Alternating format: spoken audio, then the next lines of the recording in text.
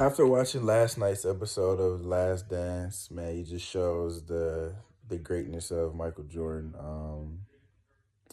But he, like I said, he couldn't do it himself. He had great teammates. He had a great group of guys that they all bought in. All came together to understand that the biggest picture ahead, like in the obstacle they had to get over, and man, him just taking initiative to really, bring everyone in and, change the dynamic and, take that leap just shows the characteristics of him. And, you know, he motivated me, but, the biggest person that motivated me throughout all of that was Scottie Pippen, just because, all the stuff that he faced and all the obstacles and, for him to be such a valuable piece.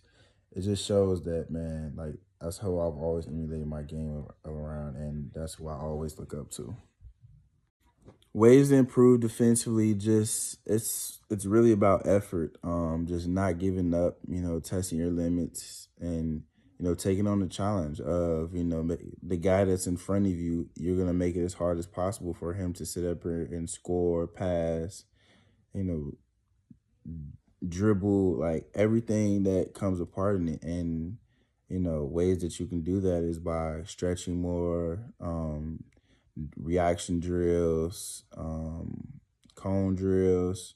There's so many different things that you can utilize, but like I said, it's just about testing your limits and understanding that in order to be great, like you're gonna have to be able to play both sides. And it's one of the toughest things that a lot of people can't sit up here and do or don't want to. But it's not that they don't want to, it's just physically they can't. But you can always improve at everything.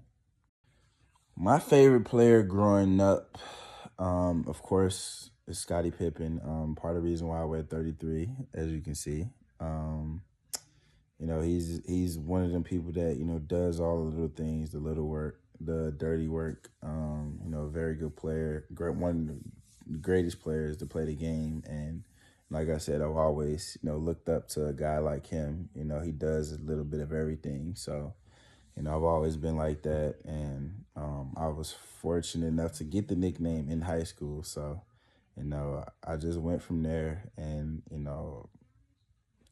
that's who I watched a lot. That's he played in my hometown, and you can't have a greater person to sit up here and emulate your game around than Scottie Pippen. Of course, Mike's one of the greatest, but Scottie is one of the ones that held things together. So I've talked about mental health previously. I still talk about it to this day. Every time I tell my story about everything that I've endured over, the past couple years, been the toughest times. Didn't realize that it was like that until I actually sat down and talked to someone.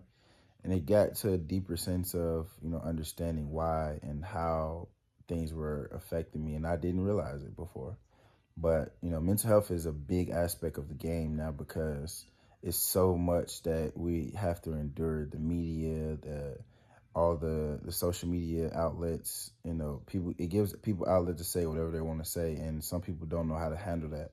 And, making sure you're taking care of yourself is a big advocate because sometimes it can get overwhelming, but you just got to be strong enough to fight through it. And, you got to take care of yourself because at the end of the day, you better than anybody. Man, winning G League Rookie of the Year was an phenomenal moment for me, just to be acknowledged and take home that award. It was a jump start to my career. It gave me confidence to go down in D League and, really prosper. Get an understanding of the game because, like I said, you don't get to know the true aspects of all the angles of the game just by, sitting and watching. I was able to go and go down there and play and have a good time, not only and embrace the culture of the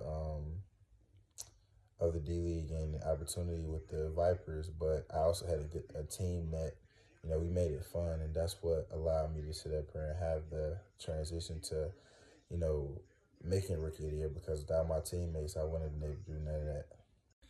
Hidden talents other than basketball, I love bowling. I love playing pool, hanging out with my family.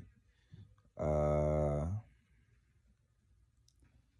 I try to sing every now and then, but just playing, a little acting out, like old scenes, and like just having fun and making my family, everyone just laugh. Big goofball, and I just love having a good time. So spending time with my family, bowling. Nothing ain't too much, but like I said, I just want to have a good time no matter what. Like, I love being around good company. My most memorable moment would have to be against Portland, in Philadelphia. We were down 4. Gerald Green misses a wide open 3 in the corner, and some way somehow Dario Saric comes up with that rebound. Stumbles, is about to go out of bounds, saves it, throws it out, and I walk right into a rhythm 3 that was contested by 2 people. Next play, we foul Dame. Dame misses 1 of 2. We get the rebound on the second shot.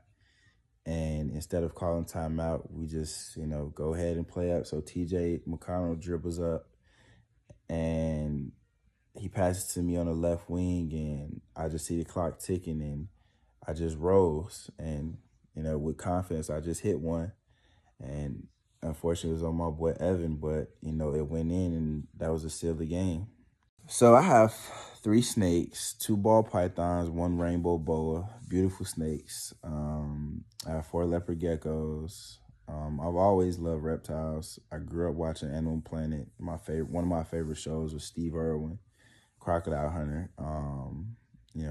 May he rest in peace. I used to watch how he had such a bond with the animals, and I loved that. And it was unique to me, and I always, said that one day I was going to get one, and when I had the opportunity to do it, I was going to do it. And after my rookie year was over, that's when the opportunity presented itself, and I got my first snake. It's a bumblebee ball python. It looks amazing. So you imagine a bumblebee. That's what the scales look like on his skin. So I have pictures on my page, of all 3 of them. My leopard geckos I can post so everyone can see. Thanks, guys.